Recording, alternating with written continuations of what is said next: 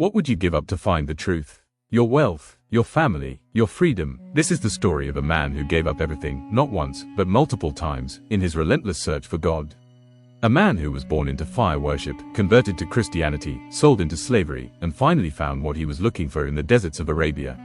This is the true story of Salman Al-Farsi, as narrated in authentic Islamic sources, a story of the greatest journey ever taken. Salman was born in Persia, in the city of Isfahan, to a wealthy Zoroastrian family. His father was a nobleman, a chieftain, and Salman was his most beloved son. He was given every privilege, kept close to home, sheltered and protected like a precious jewel. In their religion, fire was sacred. Salman's devotion was so great that his father made him the keeper of the sacred fire. Day and night, Salman's duty was to ensure the flame never went out. It was a position of great honor. But one day, everything changed. His father sent him to check on their farmland. On the way, Salman passed by a Christian church. He heard sounds coming from inside, voices raised in prayer. Curiosity overwhelmed him, and he entered. What he saw and heard shook the foundations of his world. These people weren't worshipping fire or stones. They were worshipping one God, the creator of everything. They prayed with humility and devotion that moved Salman's heart. By the time he left that church, Salman was no longer the same person. He thought to himself, this religion is better than what we follow. When Salman returned home, he told his father what he had discovered. He explained that Christianity seemed like the truth. But his father was horrified. His beloved son, rejecting their ancestral faith. Impossible. To prevent Salman from leaving, his father had iron chains placed on his legs. He was imprisoned in his own home. But Salman's yearning for truth was stronger than any chain. He managed to send a secret message to the Christians, asking them to inform him the next time a caravan was traveling to Syria, the heartland of Christianity.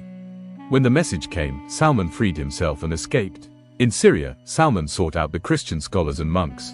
He attached himself to a bishop, serving him and learning from him. When this teacher died, he directed Salman to another, and then another. Each teacher, before his death, would point Salman to someone more knowledgeable. Finally, Salman reached a righteous monk in Amuriya. This monk was different. Salman served him for years, and as the monk lay on his deathbed, Salman asked, "Who should I go to after you?"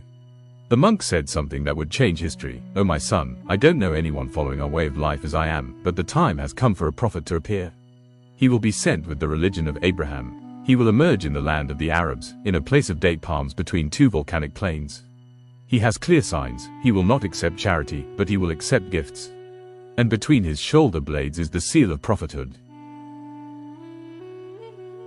Salman's heart raced. This was what he had been searching for all along. He immediately sought passage to Arabia. He joined a caravan of Arab traders, giving him all his money for the journey. But these men were not honest. They betrayed him. When they reached Arabia, instead of setting him free, they sold him as a slave to a Jewish man in Medina. Imagine Salman's despair. He had left wealth and nobility in Persia. He had spent years traveling and learning. And now, in the very land where the prophet was supposed to appear, he was a slave, bound, unable to move freely, unable to search. But Allah's plan was unfolding in ways Salman couldn't yet see. While he was enslaved in Medina, something extraordinary was happening in Mecca. A man named Muhammad was receiving revelation and calling people to worship one God, the same message Salman had been searching for his entire life. News spread that Prophet Muhammad and his followers had migrated from Mecca to Medina. Salman's heart pounded. Could this be the prophet the monk had described? But as a slave, Salman couldn't easily investigate. So he devised a plan. He would test this man with the 3 signs his teacher had mentioned. First test, charity. Salman gathered some food and took it to where Prophet Muhammad was staying. He said, "This is charity for you and your companions." The Prophet didn't touch it himself but told his companions to eat. Salman watched carefully. The monk had said the Prophet would not eat charity. First sign confirmed. Second test, a gift. A few days later, Salman came again with food, but this time he said, "This is a gift for you." The Prophet ate from it himself and shared it with his companions. Second sign confirmed. But Salman needed to see the final sign, the seal between the Prophet's shoulders. How could a slave get close enough to see this? Salman's opportunity came when the Prophet was at the funeral of one of his companions. The Prophet's back was exposed. Salman positioned himself to look, and there it was, the seal of prophethood, exactly as the monk had described it, a raised piece of flesh between his shoulder blades. Overwhelmed with emotion, Salman fell to his knees. He kissed the Prophet's hands and wept. He told him everything, his entire journey from Persia, through Christianity, his enslavement, and his search for truth. The Prophet listened with compassion and welcomed him into Islam.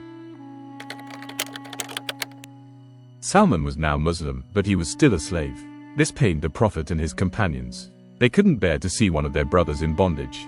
Salman went to his owner and negotiated the terms of his freedom: plant 300 date palms and pay 40 ounces of gold.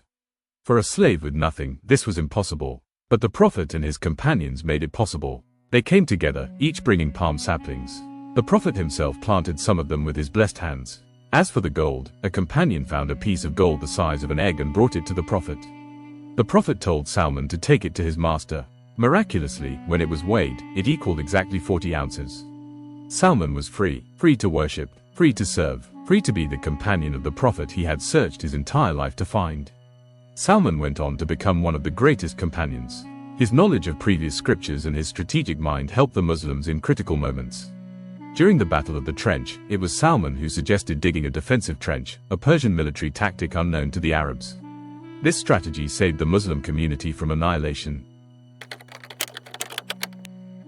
Salman's journey lasted decades. He crossed continents. He went from wealth to poverty, from freedom to slavery. He studied Christianity for years, only to discover that the final truth lay in Islam.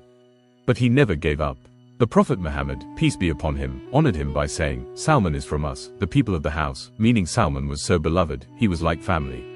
Salman's story teaches us that the search for truth requires sacrifice. It requires patience. It requires an open heart and a willingness to follow the evidence wherever it leads, even if it means leaving everything familiar behind.